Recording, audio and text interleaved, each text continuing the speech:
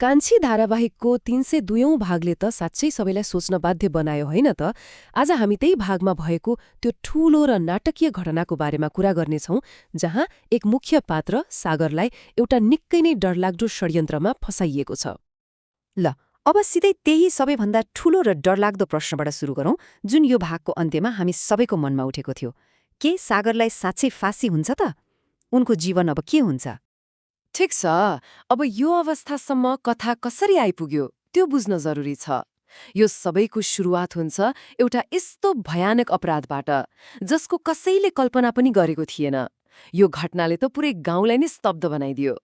कुरा के हो भने, गाउँलेहरूले जंगलमा एउटा सानी बालिकाको शव भेट्टाउँछन्, त्यो पनि एकदमै दर्दनाक अवस्थामा। अनि त्यही घटनास्थलमा उनीहरूले भेट्छन् सागरलाई। अब यस्तो अवस्थामा सागरलाई त्यहाँ देखेपछि गाउँलेहरूले अरू केही सोच्दै सोचेनन्, सिधै निष्कर्ष निकाले दोषी सागर नै हो। अनि भयो पनि त्यस्तै।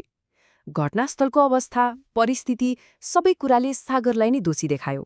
त्यसैले पुलिसले पनि धेरै सोधपुछ नगरी तुरुन्तै सागरलाई पक्राउ गर्यो र सिधै जेलमा हाल्दियो। तर हामी दर्शकहरूलाई त थाहा छ नि होइन, वास्तविकता त्यो होइन जुन देखिरहेको छ।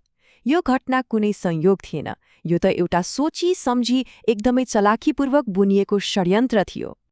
अनि यो षड्यन्त्रको पछाडि को थियो त?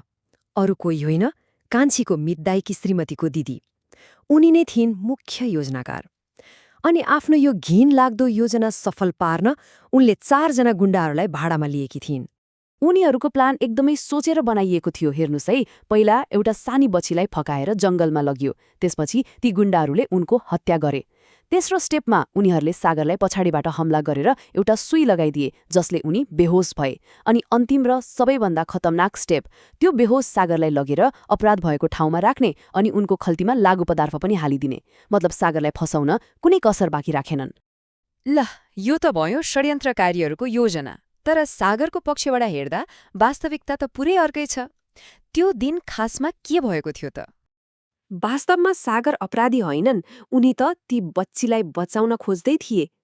ती गुण्डाहरूबाट बच्चीलाई छुटाउन उनी लड्दै थिए। बिचरा भोकले आफै कमजोर भएका थिए, तर पनि उनले हिम्मत हारेनन्। तर उनले बच्चीलाई बचाउन सक्नुअघि नै पछाडिबाट एउटा गुण्डाले उनीमाथि हमला गर्यो। घाँटीमा सुई लगाइदिएपछि उनी त्यही बेहोस भएर ढले। त्यसपछि त न उनले आफूलाई बचाउन सके, न त त्यो सानी बच्चीलाई नै। भनेपछि यहाँ दुईटा कथा देखियो, होइन त?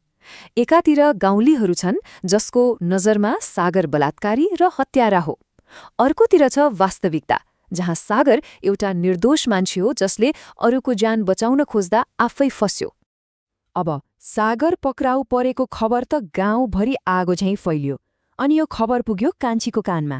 तर अरूले जे सोचे पनि एउटी व्यक्ति थिइन् जसले यो कुरा एक रत्ती पनि पत्याइनन्। ती थिइन् कान्छी। उनको मनमा एक पलको लागि पनि शङ्का आएन। उनले सिधै भनिन्, मेरो बुढाले यस्तो नीच काम गर्नै सक्दैन। मलाई मेरो श्रीमानमाथि पूरा विश्वास छ।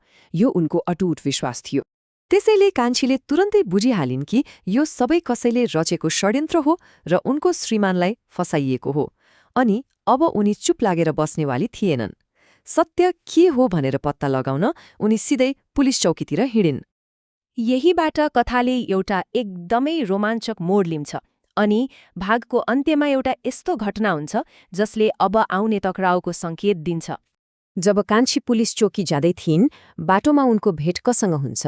हो, त्यही 4 जना गुण्डाहरूसँग जसले यो सबै काण्ड रचेका थिए। सोच्नुस् त, त्यो क्षण कस्तो भयो होला? एकातिर कान्छी, अर्कोतिर उनको श्रीमानलाई फसाउने अपराधीहरू आम्ने सामने। अनि यहीँनिर यो भाग सकिन्छ, हामीलाई एउटा ठूलो प्रश्नको साथमा छोडेर। के कान्छीले ती अपराधीहरूलाई चिन्न सक्लिन्? के उनले यो ठूलो षड्यन्त्रको पर्दाफास गरेर सत्य बाहिर ल्याउन सक्लिन् त? अब सागरको न्यायको लागि एउटै मात्र आशा छिन्, र ती हुन् कान्छी।